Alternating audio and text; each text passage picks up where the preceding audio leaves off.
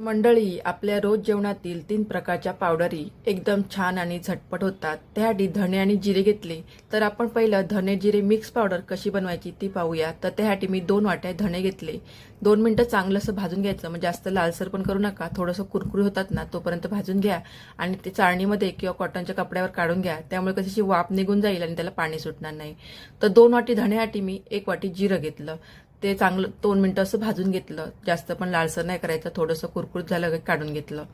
नंतर मी जिरे पावडर बनवते, फक्त जिरे पावडर, त्यासाठी मी 1 वाटी जिरं घेतलं। तुम्ही जितक्या प्रमाणात बनवणार तितक्या प्रमाणात तुम्ही जिरं घेऊ शकता। हे आता चांगलं थोडंसं खरबूस असं भाजू शकता, लालसर थोडंसं भाजून घ्यायचं। थोडंसं लालसर झालं, खरबूस भाजलं की आपण काढून घ्यायचं।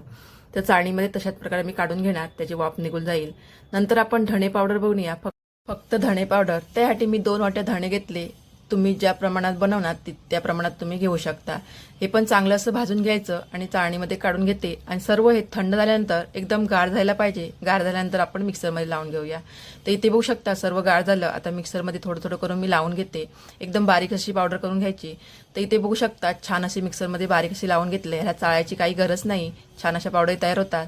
तर सर्व हे वेगवेगळं तसंच मी मिक्सरमध्ये लावून घेते आणि पावडरी बनवून घेते।